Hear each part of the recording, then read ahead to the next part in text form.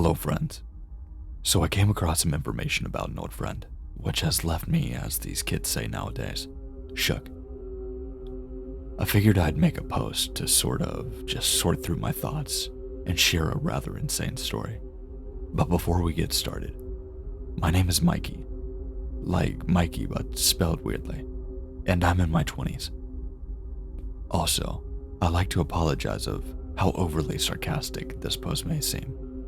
Humor is my defense mechanism. The story mentions murder, but I don't go into too much detail. Stay safe out there, friends. When I was an angsty teenager, I moved in with my mother and stepdad to escape a less than desirable situation. Because of the move, I was enrolled in a new school. The school was located in one of the sketchiest neighborhoods in the city. Everyone who resided in that area was relatively low income, my family included. We had a rec center that was near the school that was really the hotspot for, let's call them, undesirables, which was primarily teenage boys wandering over from a nearby high school to catcall the girls. Lunchtime was my favorite. I loved going outside for chow and having sweaty teen boys asking for the nasty. Note the sarcasm. Anyway, during my time at my shitty school, I made an array of friends. However, there was one person who became my best friend. Let's call her Blondie. She and I got along like, what's the negative connotation? I was a people pleaser, and she took advantage of that. Blondie was nice enough, but she was also problematic. Regardless, we were fast friends and thus became a very short-lived friendship. Over the school year, she mainly came over to my house since I was the only child. We usually had the house to ourselves while our folks were at work. However, she finally invited me to her house around the middle of the school year. I was super excited. I had always wanted to meet her family, since they had always been such an enigma. Blondie wasn't one to divulge information about her home life. All I knew was that she lived with her mother, stepdad, and young sibling. I'm unsure if she was just embarrassed or didn't care to share, but I finally had the honor of meeting them. Honestly, our family was amazing. They were kind and they treated me very well. Not to mention, her stepdad was a phenomenal cook. The best spaghetti and meatballs I've ever had. After that, I started going to her house more and more often. And you know what? I really enjoyed it. Fast forward to a month or two before the end of the school year, and it's Blondie's birthday. Our family was throwing a little get-together at their house, and I was invited. Blondie and I headed to her house after school, and it was a really fun time. Until near the end of the day. Now, I knew next to nothing about her biological father. I knew he wasn't in the picture. He'd sometimes drop by and say hello, but I never personally met him. That was until he had made a surprise visit to give Blondie a present. When I tell you that there was a shift in the atmosphere, I kid you not. I could immediately feel it. And I was a dumb kid. We were inside the living room, eating some cake, and there was a knock at the front door. Blondie's mom answered, and her face, which once had a smile, turned into a scowl. If looks could kill, the dude would be dead. She moved aside and this man walked in. I'll never forget how everyone in the room got tense except for Blondie, who excitedly greeted her dad. At the time, he seemed like a normalish dude. Maybe a tad bit creepier side, but who am I to judge? Blondie introduced me to her father, and we shared some pleasantries.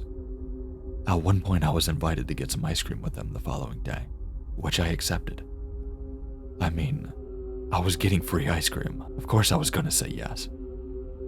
He eventually left, and we all got back to eating cake. I had honestly forgotten about the whole reaction everyone had upon seeing him. Maybe if I remembered, I would have said no.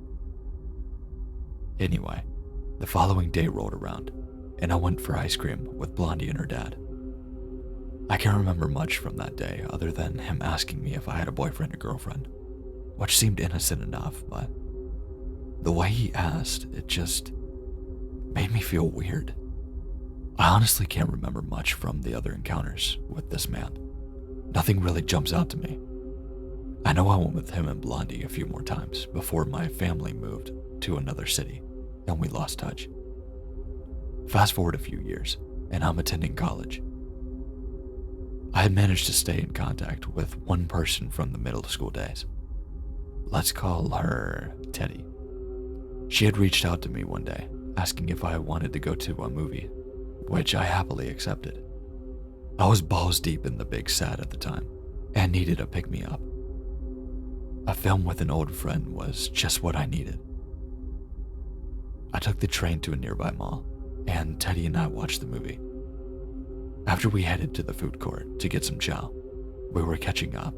It had been a couple of years since we had last saw each other, when Teddy suddenly perked up. She asked me if I heard about Blondie's father, to which I said that I hadn't been in contact with her since I had moved. Teddy's face lit up, and she told me the most mind-blowing story my little brain could have ever heard. She informed me that Blondie's father had murdered a woman. Now, before I continue, she was going based on the word to mouth while she was telling me all the details. Teddy had no news articles or police reports to back up any of her story. She was told by a friend who had heard it from someone else, and so on. But what she told me wasn't actually far from the truth. According to her, Blondie's father had taken the life of a street worker.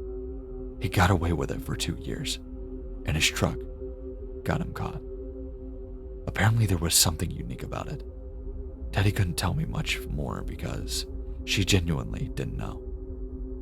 I remember going back to my dorm and trying to Google for more details, but I couldn't find a damn thing about it. I eventually forgot about the story until last year, 2023. I was discussing this crazy story from my life with a friend, and I suddenly remembered Teddy's story. After some digging, I finally found an article that described the exact crime. I clicked on it, and when I saw the picture of the man, well, words can describe what I felt. Everything Teddy told me was true, but it was so much worse than what she had thought. Out of the respect of the victim and her family, I won't describe what he did, but he was arrested 3 years after he had taken her life. I can't find any information about it or about how he was caught, but it had something to do with his truck. He was charged with manslaughter. He took a plea bargain and indignity to a body and only served about 7 years of his 14-year sentence. He had served half already because he was in custody during the trial. I looked him up again not too long ago, and I learned some unsettling information which prompted me to write this post. He was released from prison a few months ago. Guess what he did? Killed another woman. From what I've read, it had similarities to the other murder that he had committed. This time around, he's charged with second-degree murder and indignity to a body. There's unfortunately still not a lot of information about the second woman, but both of his victims were mothers. They were both cruelly taken out of this world, and I still can't wrap my mind around this all. I met this monster. I was best friends with his daughter. I don't think I was personally in any danger, but the fact that I had met someone capable of some heinous crimes, it scares the living shit out of me.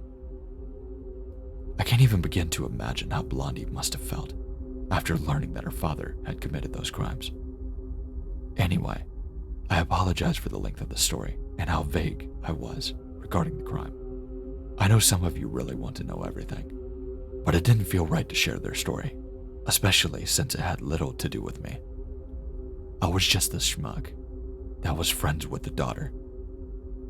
Also, I would like to provide more information about how Blondie is, but I can't remember her last name for the life of me. She doesn't share the same one as her dad. Regardless, thanks for reading.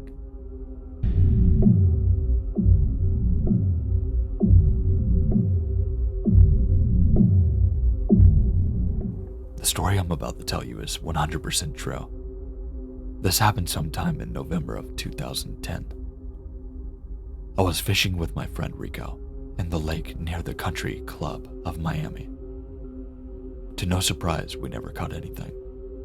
We were ready to give up until Rico noticed a blue case by the shore that was covered up poorly by some leaves. As we got closer, the smell was horrible. Rico was actually about to throw up. I had a high tolerance for these foul odors and stuff like that, so I went up to the case and opened it. I never thought I would ever see this in my life, but in the case, it was a human body part. It was hard to tell what part it was due to how horrible the plastic bag was, assuming it was trying to hide a body part. We called the police, to which, surprisingly, they arrived very quickly, and the area was soon a crime scene investigation. A couple of days passed by, and of course, since I'm curious about the situation, I looked for the news articles online, and it turns out the body part that we found was a male torso, and it was one of the 2 other body parts that were found. The other 2 parts were hidden in different parts of the Broward County. To make matters worse, the body parts were from the same person. And the guy who killed him didn't have a motive. He just killed him. Turns out the police were struggling to find clues to catching this murderer, because at the time, there was other separate incidents similar to this one. And after we called about the torso, they had information that was able to locate and arrest this murderer. To this day, he remains in jail, but this is still a pretty scarring situation, considering I had never seen a dead person, let alone a body part. And to make matters worse, we found this behind a middle school. If anyone is interested in actually researching it, just look up Country Club Middle School dead body.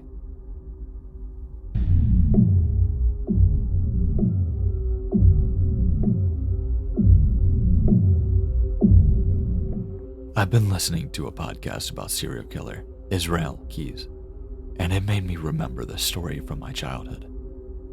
I would be interested to know if anyone has any insights based on this context, time, and location. This occurred sometime between 1999 and 2001 in northern Illinois. I was about 9 years old.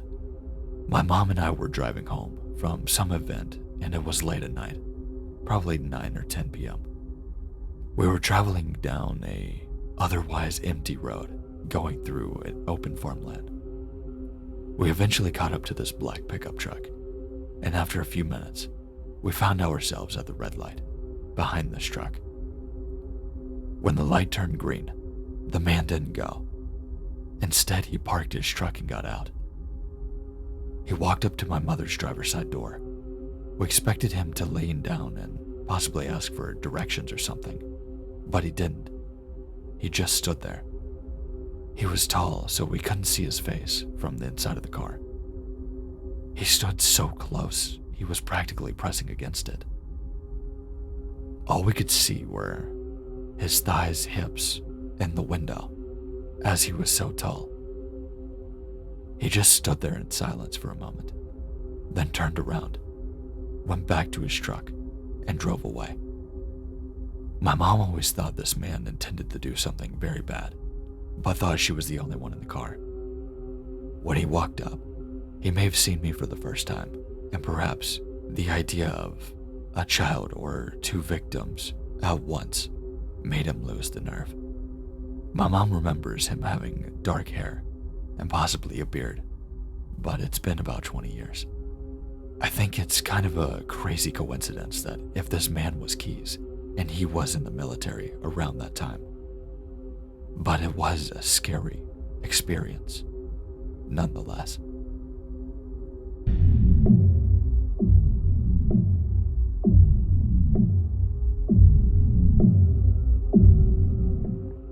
Thanks for watching. I really hope you enjoyed it.